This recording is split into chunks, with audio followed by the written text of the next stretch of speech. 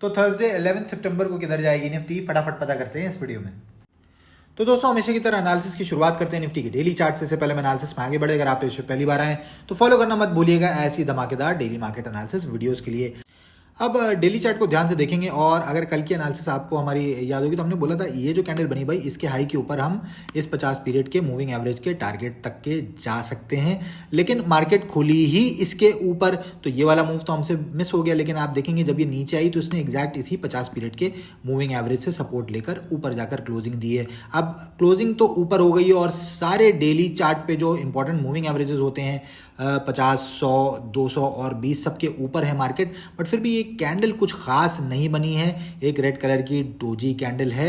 Any which ways इस candle के high के ऊपर मार्केट अगर निकलती है, सस्टेन करती है, तो भाई साहब हम इस लेवल को टारगेट कर सकते हैं ऊपर के लिए। इंट्राडे में मूव्स को कहां पकड़ेंगे ये देखते हैं निफ्टी के 5 मिनट के चार्ट पे।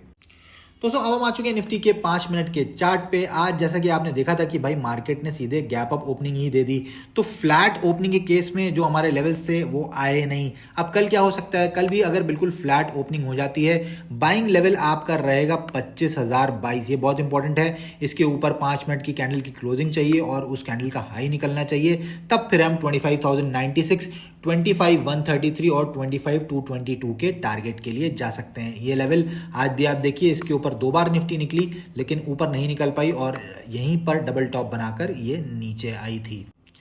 अब फ्लैट या छोटा सा गैप डाउन मिलता है तो सेलिंग कहां पर हम कर सकते हैं, मान लीजिए 989 और 957 के बीच में यहाँ ओपनिंग होती है, मार्केट नीचे आती है, आज के लो को तोड़ देती है, तो एक छोटा सा स्कैल्प एम कर सकते हैं हम 24,886 तक का। अब 24,886 मेन लेवल है, यहाँ पर आपको देखना है क्या हो रहा है। अगर मार्केट यहाँ पर सपोर्ट दिखाती है, कोई हैमर कैंडल वगैरह बनाती है और ऊपर निकल के आज के लो के ऊपर कोई 5 मिनट की कैंडल क्लोज हो जाती है, उस कैंडल का अगर हाई निकलता है तो भाई साहब इसी 886 लेवल का एसएल लगाकर फिर हम ऊपर के टारगेट्स के लिए जाएंगे, जो कि हो जाएंगे 24,957, 989, 25,022, 25,096 और 25,133 तक के।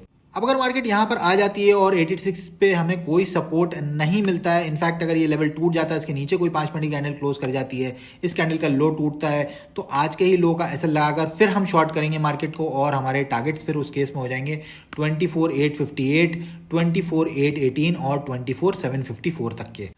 अगर मार्केट डायरेक्टली 25,022 के ऊपर ही गैप अप खुल जाती है तो उस केस में आपको वेट करना है यहां तक के रिट्रेसमेंट का। यहां पर कोई बुलिश सिग्नल मिलेगा, कोई हैमर कैंडल वगैरह, उसका हाई निकलेगा तो 25,096, 133 और 25,022 के टारगेट्स के लिए, 222 के टारगेट्स के लिए हम ट्रेड करेंगे। तो ये थी कल के लिए हमारी एनालिसिस। वीडियो पसंद आई हो तो लाइक जरूर करिएगा।